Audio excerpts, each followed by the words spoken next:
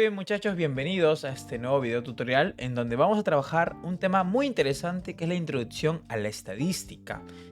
Porque la estadística está presente en todo momento y en cada parte de nuestras vidas. La utilizamos ya sea para saber qué auto usar, para hacer una breve encuesta en nuestra familia o para tomar una decisión, sea en el ámbito laboral o académico. Por lo tanto, es importante que iniciemos este camino en la estadística. Pero quiero que veamos lo siguiente. ¿Qué tiene en relación esta infografía sobre el uso de las redes sociales, la social media, durante la época del COVID-19 y el conteo rápido de Ipsos? Ambos se apoyan en un estudio estadístico.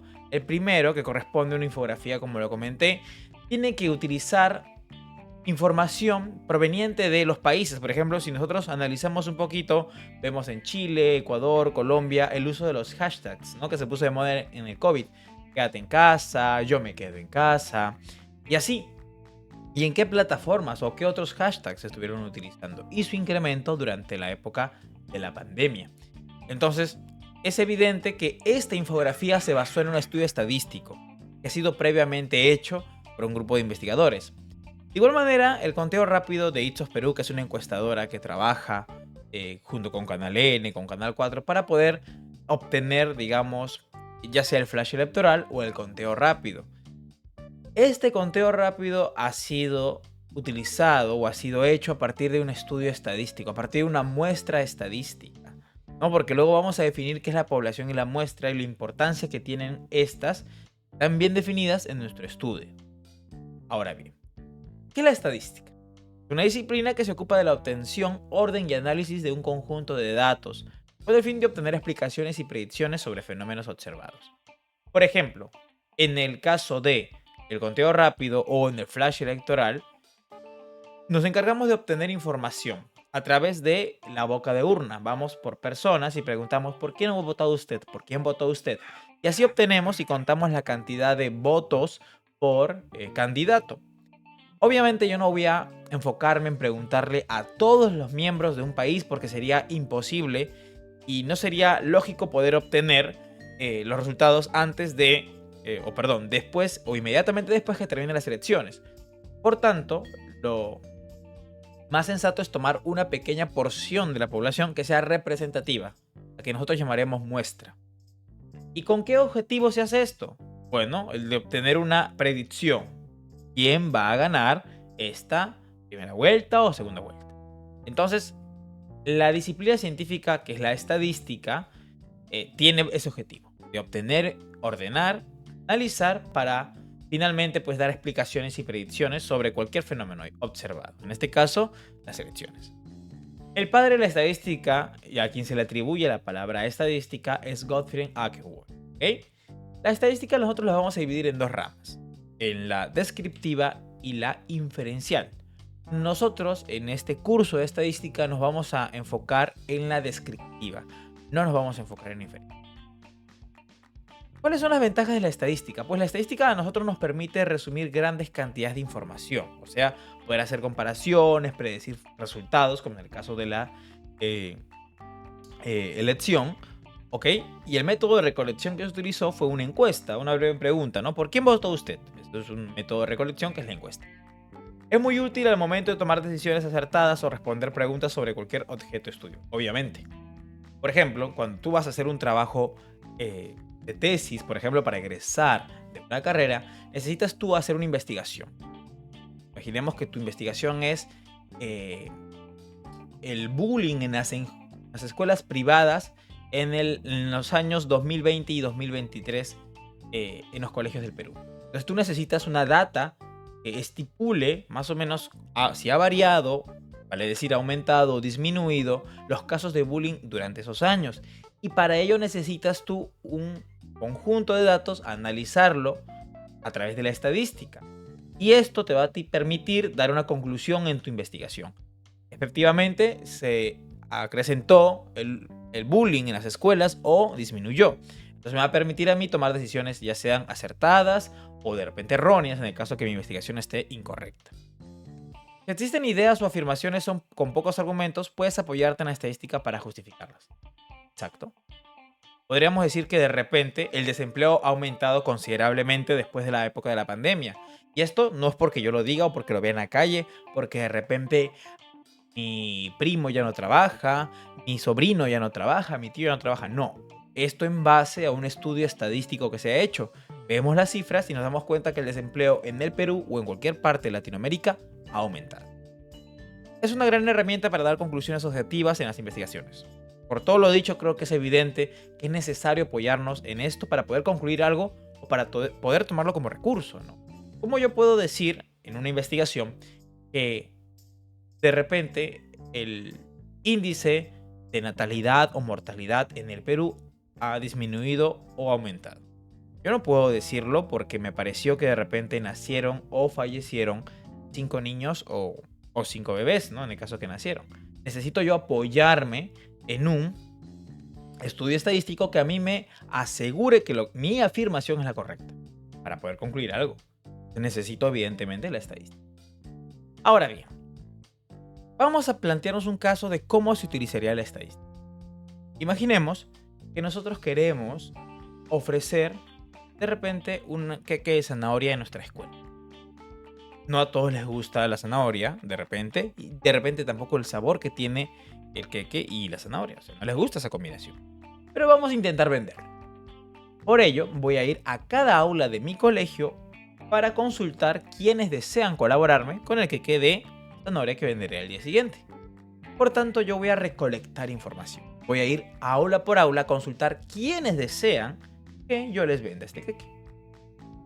Digamos que después de recolectar toda mi información, tengo todos mis datos desordenados, ¿no? De repente, Juan del quinto A quiere, Pepe del quinto C quiere, Juanito del tercero B quiere. Entonces, necesito yo organizar la información para saber quién es de quinto A, quién es de quinto B, quién es de primero A, primero B, segundo, tercero, desean adquirir el producto que voy a vender. Una vez de que yo recolecte y organice la información, puedo analizar. Puedo decir, ok, en quinto hay 4 personas que quieren el queque de zanahoria. En primero hay 10 personas que quieren el queque de zanahoria. Entonces yo puedo analizar la información una vez que esté organizada. ¿Con qué objetivo? Con el objetivo de poder concluir. Digo, ok, he analizado mi información y me doy cuenta que más de 30 personas o 30 alumnos desean adquirir mi queque de zanahoria. Por tanto, es factible que pueda vender. Decisión. Voy a vender el queque con zanahoria, pero no 100 porciones ni 50 porciones, sino 30 o 35 porciones. ¿Por qué? Porque evidentemente si traigo más, a pesar de haber hecho mi estudio, no lo voy a poder vender. Entonces, a este pequeño uso de la estadística podríamos hacer una comparación con el estudio de mercado. Para que una empresa pueda ofrecer un nuevo producto o un nuevo servicio, necesita saber de primera mano si la gente lo va a consumir. Yo no puedo decir que esta botella de agua la voy a vender a 300 soles porque nadie me la va a comprar, porque evidentemente no está al alcance de bolsillo de las personas. Pero imaginemos que yo saco a vender esta botella de agua a 300. Obviamente voy a hacer un fracaso, porque no hice un previo estudio de mercado que me asegure que por lo menos voy a recuperar la inversión. Entonces, es importante que las empresas o nosotros utilicemos el método estadístico para poder obtener una decisión a partir de una información que necesitamos. Ahora bien, por ejemplo, aquí vamos a hablar de población. Cuando hablamos de población en elementos de la estadística, hablamos de un grupo de individuos que presenta un rango característico común que se está investigando. La población, por ejemplo, en mi estudio fue el colegio. Población, todo el colegio. Pero en una encuesta o durante las elecciones, ¿quién sería la población? Todo el Perú. O todo, vamos a definirlo un poco mejor. Personas mayores de edad o ciudadanos mayores de edad hábiles para votar, porque evidentemente si sabemos un poquito, no todas las personas que son mayores de edad pueden votar. Por ejemplo, ¿quiénes no pueden votar? Los militares. Ellos no pueden votar. ¿Por qué? Porque están dando servicio ese día. ¿Quiénes tampoco pueden votar? Los presos, que son mayores de edad, no pueden votar. Entonces, en mi población en este caso son los ciudadanos hábiles para que puedan dar su voto. Yo quiero hacer una encuesta de ellos para sacar mi flash electoral. Obviamente necesito una porción de todos ellos. una muestra. La muestra es un subgrupo que representa a mi población de quien yo voy a extraer la información. Finalmente, a la persona ya se había colado, a la persona que yo voy a estudiar o al objeto que yo voy a estudiar, le voy a llamar mi unidad estadística. En este caso es el ciudadano votante. Entonces, por ejemplo, población en las elecciones sería votantes o mayores de edad que estén hábiles del voto en este proceso electoral. Y muestra sería personas mayores de edad hábiles, votantes en este proceso electoral del barrio o el del distrito de La Victoria, por ejemplo. Es una muestra. Ya no es todo el Perú, es una pequeña porción del Perú. ¿Quién va a ser mi sujeto o mi unidad de estadística en este estudio? Pues serán las personas. Entonces es importante que nosotros entendemos este concepto, ¿no? El concepto de los elementos de la estadística. Pero cuando yo pregunto, por ejemplo, por quién vas a votar, o cómo te llamas, o qué gaseosa te gusta, o cuál es tu grado de instrucción, estoy dando una serie de preguntas que puede variar dependiendo de la persona que me conteste. A esto nosotros les vamos a llamar variables estadísticas. Las variables estadísticas son justamente ello que estoy preguntando, ¿no? Son información que yo voy a obtener del sujeto de análisis a través de una pregunta. Se le llama variable porque puede cambiar de persona. Para mí, por ejemplo, mi color favorito puede ser el verde. Sin embargo, para ustedes el azul, rojo, naranja, blanco, etc. Las variables estadísticas se clasifican en dos: las cualitativas y las cuantitativas. Las cualitativas se llamarán así porque hablan de cualidades o características del sujeto de análisis. Cuantitativas porque expresamos en forma de una cantidad. Por ejemplo, ¿qué color de ojos tienes? Cualitativa, es una cualidad de mi persona. ¿Cuánto ganas? Cuantitativa, porque la respuesta que me vas a dar está hecha o está expresada en número. Es una cantidad. Pero si yo te pregunto, ¿cuál es tu número de DNI? ¿Será cualitativa o cuantitativa?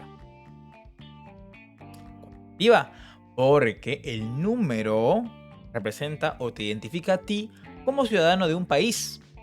Tu identidad no representa una cantidad por más que esté expresado en número. O con eso. Las cualitativas se pueden clasificar a su vez en nominales u ordinales. Será cualitativa nominal si no hay un orden o jerarquía en la expresión que se está dando. Por ejemplo, ¿qué color de ojos tienes? ¿Cuál es tu nacionalidad?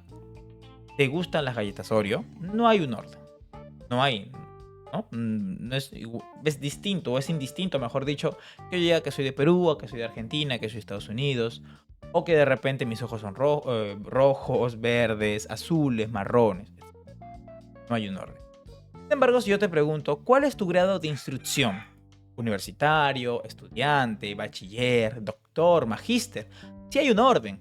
No es lo mismo decir que soy estudiante a decir que soy doctor. ¿O cuál es tu nivel socioeconómico? Pobre, muy pobre, clase media alta. ¿Te das cuenta? Hay un orden. ¿O en qué puesto quedaste el año pasado en el colegio? Primer puesto, segundo puesto, tercer puesto. Hay un orden. Se le llama ordinal.